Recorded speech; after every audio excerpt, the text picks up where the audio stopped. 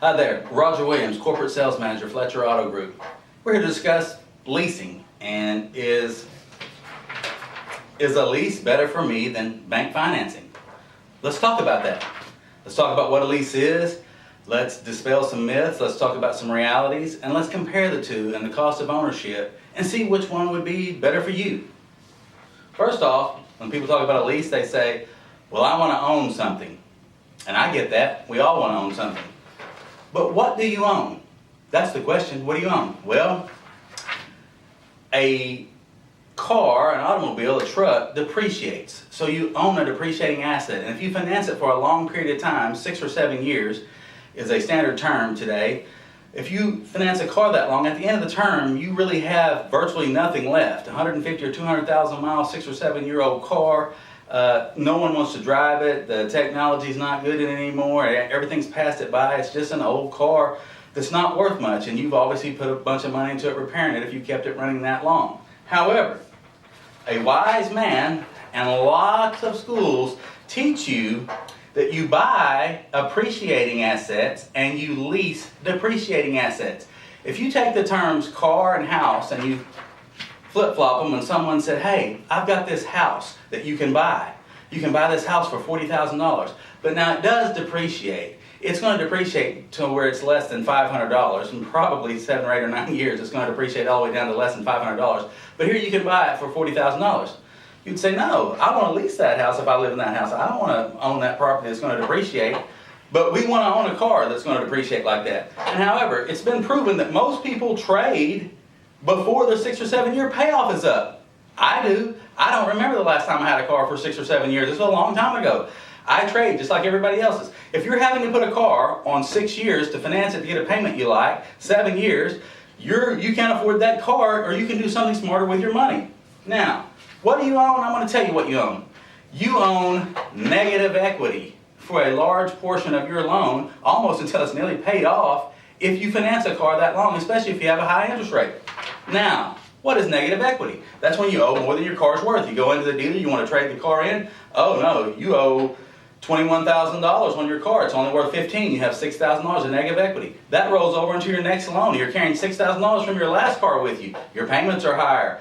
It's not fun because this car is depreciating as well. Every week a new black book comes out. A new NADA book comes out all the time, and your vehicle's worth less and less and less and less. And if you're putting miles on it, obviously it's worth less. Now, one thing that a lease does provide is insurance against negative equity. You have a guaranteed residual value.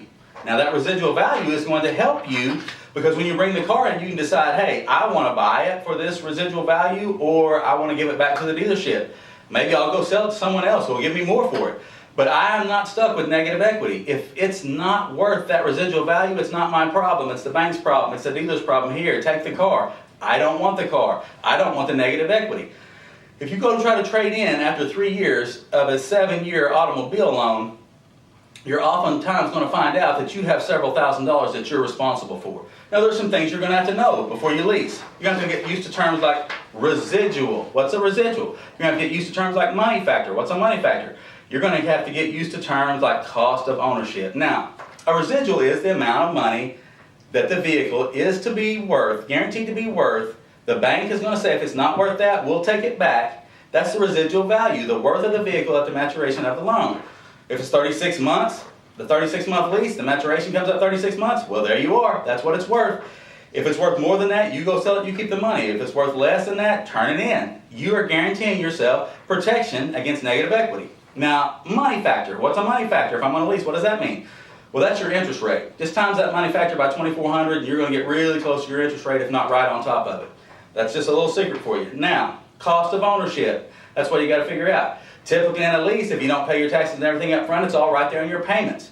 So all you have to do when you figure out if you need to lease a car, truck, or if you want to buy one from a bank, say, I want to own it. Well, you don't own it for 6 or 7 years. The bank does. That's why they can repo it if you don't make payments. They actually own it, and you're making payments to them. Now, if you want to own something, you pay it off, and you have the title free and clear, and it's yours. However, if you want to look at leasing versus buying, here's what you do. How much is it going to cost me to buy this thing? What are the payments going to be? Do I have to stretch the payments to 6 years to afford this? Do I have to stretch the payments to 7 years to afford this? Am I going to be upside down or have negative equity in this thing for 3, 4, 5 years? That's too long. There's no reason to do that. Now, when you're looking at leasing, find something with a good residual value. A good residual value is 80% of the battle, because a good residual means a lower payment, because all you do when you lease is you lease the car for the period of time that you use it and the miles that you use it. Which brings up another point. What about mileage? I don't want to have to pay a penalty. Well, if you're going to buy the car at the end of the lease, you're not going to charge yourself a penalty, so you wouldn't have a mileage penalty. If you're going to turn it in and it has over the miles you said, you'll pay X amount of cents per mile that you turn in. But you can buy the miles up front for cheaper and get a true cost of ownership. If you're buying the car from the bank and making payments, and you bring the car in to trade it in after 3 years on a 7-year note, but you've gone over the average miles, doesn't the used car manager, every book in the world, if you look up your automobile value and you have to put miles in, don't they charge you for miles too and deduct too for miles that's over average? Of course they do. What you have to look at is, what is my monthly investment going to be? What's coming out of my pocket? And under a lease, a 3-year lease, most all manufacturers have wraparound a comprehensive warranty. They used to call it bumper to bumper, but since the bumpers aren't actually covered, it's called a comprehensive warranty. I'm going to make a payment every month. I'm going to make this payment. My vehicle's going to be under warranty. I'm not going to have any repair bills. Oftentimes you get a maintenance agreement with it where your oil change, lube oil and filter is included, your tire rotation is included. So your entire amount of budget is what you're spending on insurance and what you're spending on your payment. Now if you're going to buy a car and try to pay it off in 6 or 7 years, which to me doesn't make a lot of sense. If you had to put it on 6 or 7 years to afford it, you probably need to lease it. But you probably need to look and make sure that the vehicle that you're getting has a high residual, a good money factor, and a low payment, a payment that works for you. And that way when you trade in, you budget in your money and say, okay, I can afford, $350, $450, $550, $650, whatever you can afford for a payment, $850, $150, $1,050, whatever you can afford. And that's what you want to pay on your car. You need to make your budget and say, this is what I want to do. Leasing is not for everyone, but leasing is for some people who don't know leasing is for them, and they trade in at the car lot.